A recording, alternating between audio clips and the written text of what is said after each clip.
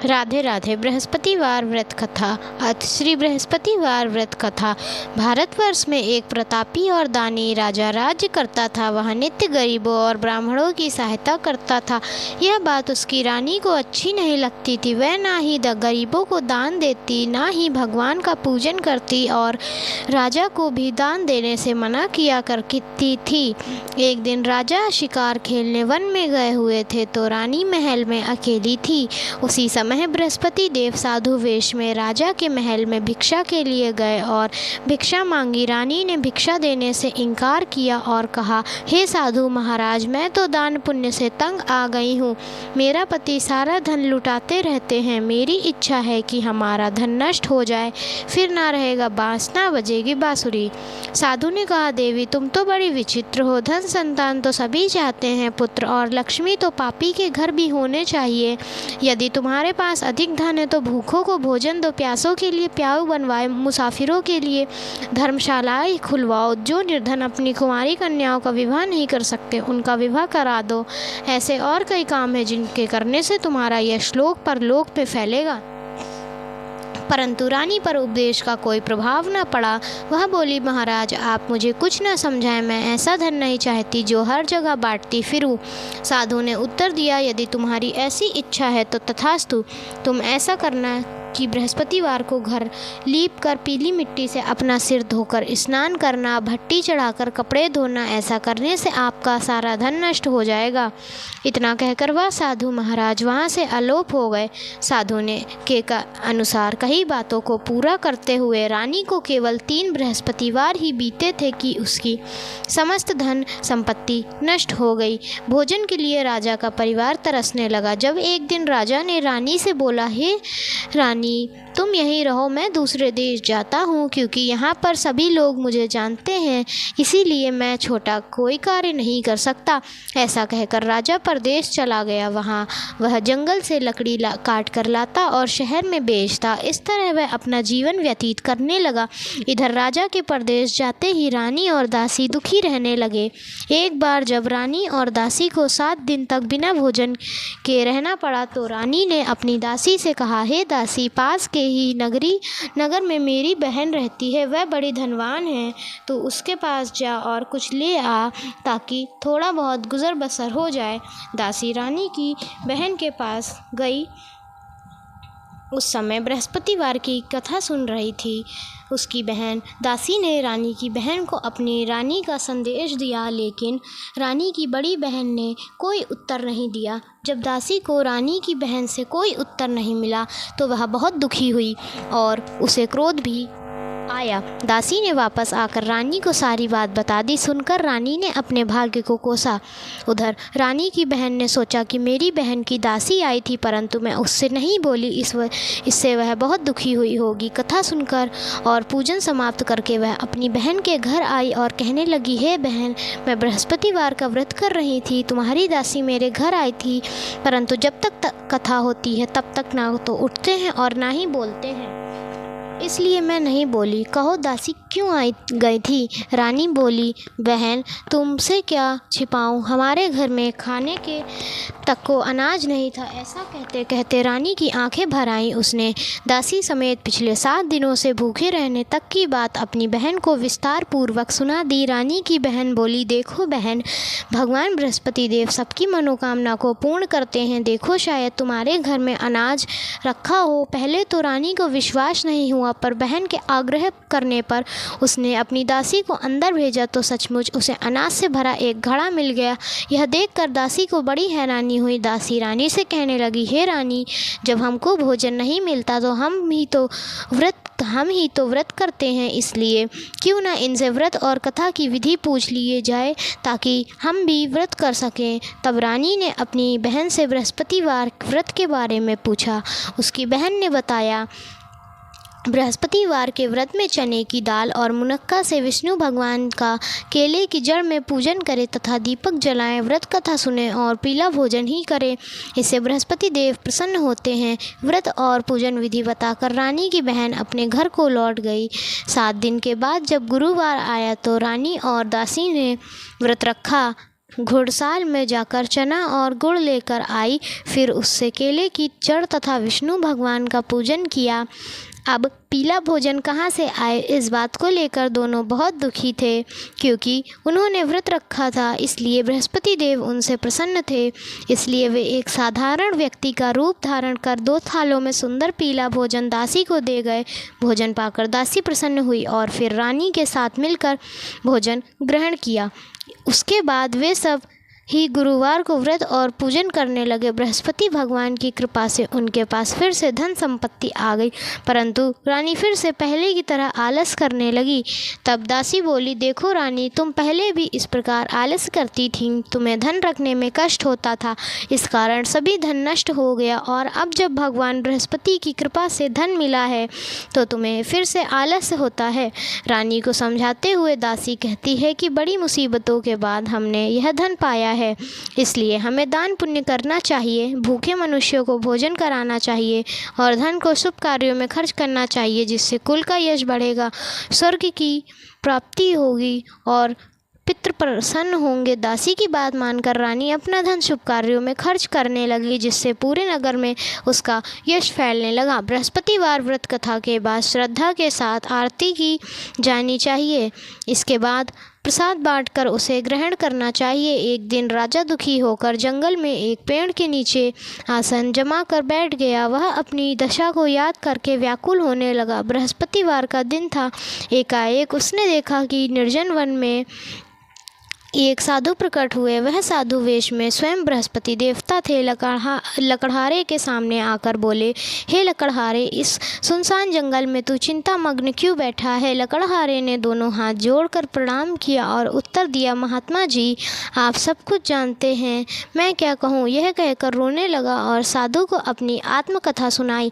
महात्मा जी ने कहा, तुम्हारी स्त्री ने बृहस्पति के दिन बृहस्पति भगवान का निरादर किया है, जिसके कारण रुष्ट होकर उन्होंने तुम्हारी यह दशा कर दी।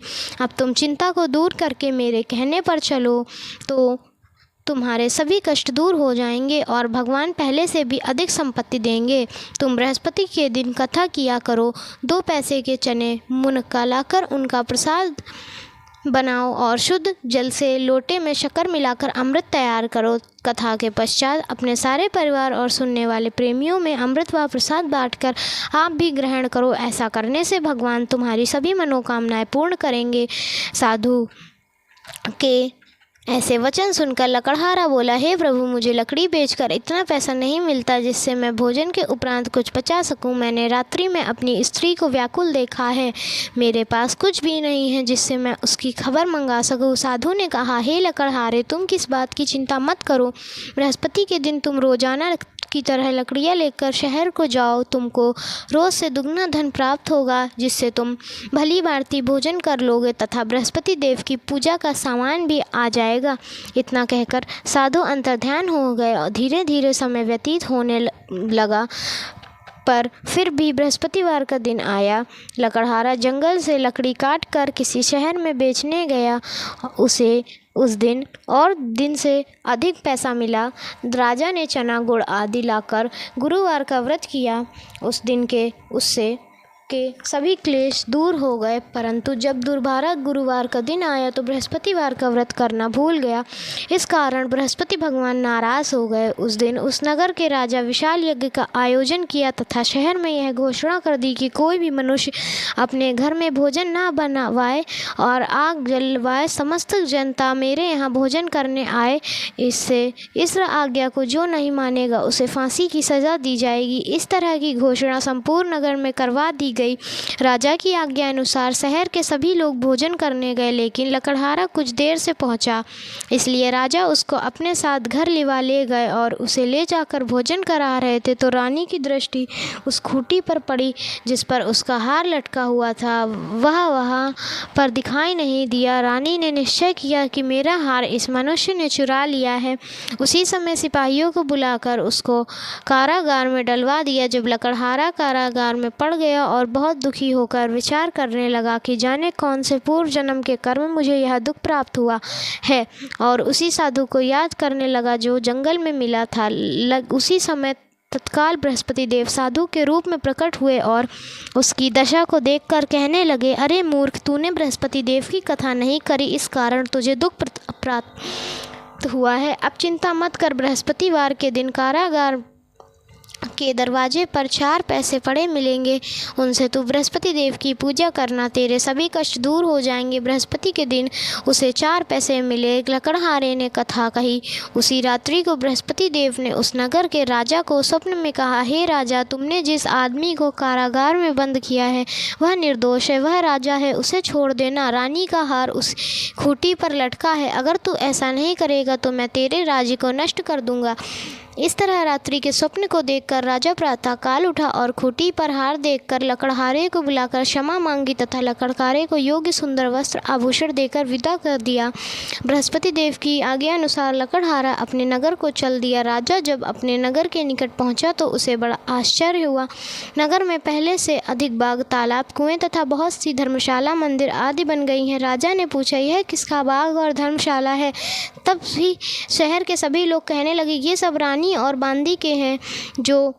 तो राजा को आश्चर्य हुआ और गुस्सा भी आया। जब रानी ने यह खबर सुनी कि राजा आ रहे हैं तो उन्होंने बांदी दासी से कहा कि हे दासी, देख राजा हमको कितना बुरी हालत में छोड़ गए थे, हमारी ऐसी हालत देखकर वह लौट ना जाए, इसलिए तू दरवाजे पर खड़ी हो जा। आज्ञा अनुसार दासी दरवाजे पर खड़ी हो गई। राजा आए तो उन्हें अपने साथ लाई।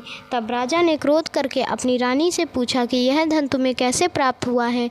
तब उन्होंने कहा, हमें यह धन सब बृहस्पति देव के इस व्रत के प्रभाव से प्राप्त हुआ है। राजा ने निश्चय किया कि 7 रोज बाद तो हम सभी बृहस्पति देव का पूजन करते हैं, परंतु मैं प्रतिदिन में 3 बार कहानी तथा रोज व्रत किया करूँगा। अब हर समय राजा के दुपट्टे में चने की दाल बंधी रहती थी तथा दिन में 3 बार कहानी कहता।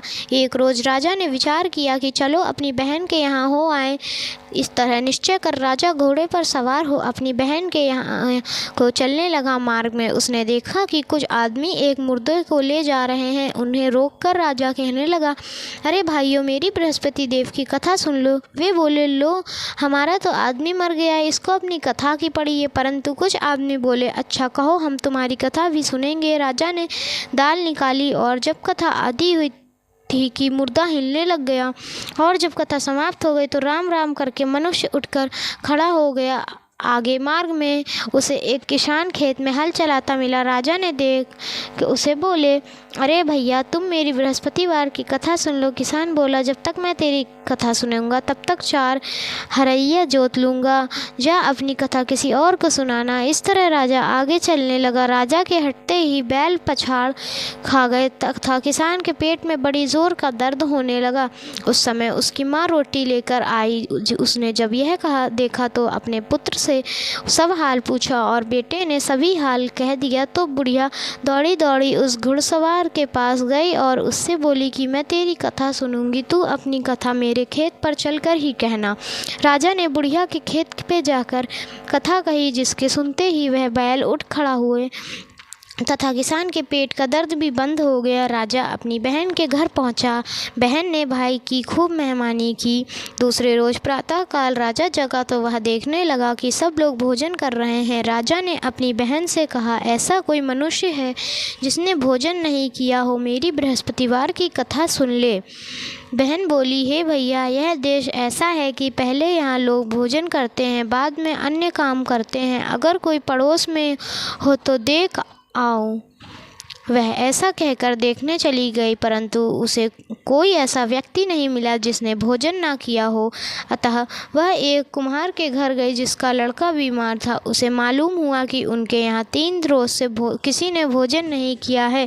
रानी ने अपने भाई की कथा सुनने के लिए कुम्हार से कहा। वह तैयार हो गया। राजा ने जाकर बृहस्पतिवार की कथा कही, जिसको सुनकर उसका लड़का ठीक हो गया। अब तो राजा की प्रशंसा होने लगी।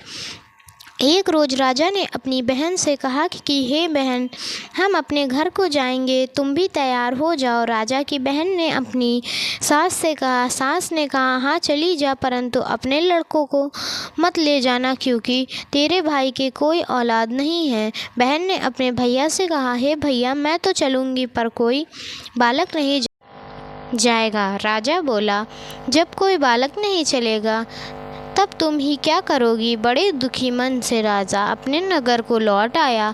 राजा ने अपनी रानी से कहा, हम निर्वंशी हैं, हमारा मुंह देखने का धर्म नहीं है और कुछ भोजन आदि नहीं किया। रानी बोली, हे प्रभु, बृहस्पति देव ने हमें सब कुछ दिया है, वह हमें औलाद अवश्य देंगे। उसी रात को बृहस्पति देव ने राजा के स्वप्न में कहा, हे राजा, उठ, सभी सोच त्याग दे, तेरी नानी गर्भ से। राजा की यह बात सुनकर रानी बड़ी खुशी हुई। 9वें महीने में उसके गर्भ से एक सुंदर पुत्र पैदा हुआ। तब राजा बोली, हे रानी, स्त्री बिना भोजन के रह सकती है पर बिना कहे नहीं रह सकती। जब मेरी बहन आए तब तुम उससे कहना मत। रानी ने सुनकर हाँ कर दिया। जब राजा की बहन ने यह शुभ समाचार सुना तो वह बहुत खुश हुई तथा बधाई लेकर अपने भाई के यहाँ आई। तभी रानी ने कहा, घोड़ा चढ़कर तो नहीं आई, गधा चढ़ी आई। राजा की बहन बोली, भाभी, मैं इस प्रकार ना कहती तो तुम्हें औलाद कैसे मिलती। बृहस्पति देव ऐसे हैं जैसे जिसके मन में कामनाएं हैं सभी को पूर्ण करते हैं। जो सद्भावना पूर्ण बृहस्पतिवार का व्रत करता है एवं कथा पढ़ता है अथवा सुनता है, दूसरों को सुनाता है, बृहस्पति देव उसकी सभी मनोकामना पूर्ण करते हैं। भगवान बृहस्पति देव उसकी सदैव रक्षा करते हैं। संसार में जो मनुष्य सद्भावना से भगवान जी का पूजन व्रत सच्चे हृदय से करते हैं तो उनकी सब मनोकामनाएं पूर्ण होती हैं। जैसे सच्ची भावना से रानी और राजा ने उनकी कथा का गुणगान किया तो उनकी सभी इच्छाएं बृहस्पति देव जी ने पूर्ण की थी। इसलिए पूर्ण कथा सुनने के बाद प्रसाद लेकर जाना चाहिए। हृदय से उसका मन करते हुए जयकारा बोलना चाहिए, बोलो बृहस्पति देव की जय, भगवान विष्णु की जय। बृहस्पति देव की कथा। प्राचीन काल में एक ब्राह्मण रहता था। वह बहुत निर्धन था। उसके कोई संतान नहीं थी। उसकी स्त्री बहुत मलिनता के साथ रहती थी। वह स्नान ना करती, किसकी देवता का पूजन ना करती। इससे ब्राह्मण देवता बड़े दुखी थे। बेचारे बहुत कुछ कहते थे किंतु उसका कुछ परिणाम ना निकलता। भगवान की कृपा से ब्राह्मण की स्त्री के कन्या रूपी रत्न पैदा हुआ। कन्या बड़ी होने पर प्रातः स्नान करके विष्णु भगवान का जाप व बृहस्पतिवार का व्रत करने लगी। अपने पूजन पाठ को समाप्त करके विद्यालय जाती तो अपनी मुट्ठी में जौ भर के ले जाती और पाठशाला के मार्ग में डालती जाती। तब ये जौ स्वर्ण के जो जाते लौटते समय उनको बीन कर घर ले आती। एक दिन वह बालिका सूप में उस सोने के जौ को फटकार साफ कर रही थी कि उसके पिता ने देख लिया और कहा, हे बेटी, सोने जौ के लिए सोने का सूप होना चाहिए। दूसरे दिन बृहस्पतिवार था। इस कन्या ने व्रत रखा और बृहस्पति देव से प्रार्थना करके कहा, मैंने आपकी पूजा सच्चे मन से की हो तो मेरे लिए सोने का सूप दे दो। बृहस्पतिवार ने उसकी प्रार्थना स्वीकार कर ली। बृहस्पति ने रोजाना की तरह वह कन्या जौ फैलाती हुई जाने लगी। जब लौट कर जौ बीन रही थी तो बृहस्पति देव की कृपा से सोने का सूप मिला। वह घर ले आई और उसमें जौ साफ करने लगी, परंतु उसकी माँ का वही ढंग रहा। एक दिन की बात है कि वह कन्या सोने के सूप में जौ साफ कर रही थी। उस समय उस शहर का राजपुत्र वहाँ से होकर निकला। इस कन्या के रूप और कार्य को देखकर मोहित हो गया तथा अपने घर आकर भोजन तथा जल त्याग कर उदास होकर लेट गया। राजा को इस बात का पता लगा तो अपने प्रधानमंत्री के साथ उसके पास गए और बोले, हे बेटा, तुम्हें किस बात का कष्ट है? किसी ने अपमान किया है अथवा और कारण हो कहो तो मैं वही कार्य करूँगा जिससे तुम्हें प्रसन्नता हो। अपने पिता की राजकुमार ने बातें सुनी तो वह बोला, मुझे आपकी कृपा से किसी बात का दुख नहीं है। किसी ने मेरा अपमान नहीं किया, परंतु मैं उस लड़की से विवाह करना चाहता हूँ जो सोने के सूप में जौ साफ कर रही थी। यह सुनकर आश्चर्य में पड़ा और बोला, हे बेटा, इस तरह की कन्या का पता तुम ही लगाओ, मैं उसके साथ तेरा विवाह अवश्य ही करा दूंगा। राजकुमार ने उस लड़की के घर का पता बतलाया। तब मंत्री उस लड़की के घर गए और ब्राह्मण देवता को सभी हाल बताया। ब्राह्मण देवता राजकुमार के साथ अपनी कन्या का विवाह करने के लिए तैयार हो गए। विधि विधान के अनुसार ब्राह्मण की कन्या का विवाह राजकुमार के साथ हो गया। कन्या के घर जाते से ही पहले की भांति उस ब्राह्मण देवता के घर में गरीबी का निवास हो गया। अब भोजन के लिए भी अन्न बड़ी मुश्किल से मिलता था। एक दिन दुखी होकर ब्राह्मण देवता अपनी पुत्री के पास गए। बेटी ने पिता की दुखी अवस्था को देखा और अपनी माँ का हाल पूछा। तब ब्राह्मण ने सभी हाल कहा। कन्या ने बहुत साधन देकर अपने पिता को विदा कर दिया। इस तरह ब्राह्मण का कुछ समय सुखपूर्वक व्यतीत हुआ। कुछ दिन बाद फिर से वही हाल हो गया। ब्राह्मण फिर अपनी कन्या के यहाँ गया और सारा हाल कहा तो लड़की बोली, हे पिताजी, आप माता जी को यहाँ लिवा लाओ, मैं उसे विधि बता दूंगी जिससे गरीबी दूर हो जाएगी। वह ब्राह्मण देवता अपनी स्त्री को साथ लेकर पहुँचे तो अपनी माँ को समझाने लगे, हे माँ, तुम प्रातःकाल प्रथम स्नान आदि करके विष्णु भगवान का पूजन करो तो सभी दरिद्रता दूर हो जाएगी। परंतु उसकी माँ ने एक भी बात नहीं मानी और प्रातःकाल उठकर अपनी पुत्री के बच्चों की जूठन को खा लिया। इससे उसकी पुत्री को भी बहुत गुस्सा आया और एक रात को कोठरी से सभी सामान निकाल दिया और अपनी माँ को उसमें बंद कर दिया। प्रातःकाल उससे निकाला तथा स्नान आदि करा के पाठ करवाया तो उसकी माँ की बुद्धि ठीक हो गई और फिर प्रत्येक बृहस्पतिवार को व्रत रखने लगी। इस व्रत के प्रभाव से उसके माँ बाप बहुत ही धनवान और पुत्रवान हो गए। उसके और बृहस्पति जी के प्रभाव से इस लोक के सुख भोग कर स्वर्ग को प्राप्त हुए। सब बोलो विष्णु भगवान की जय, बोलो बृहस्पति देव की जय। राधे राधे।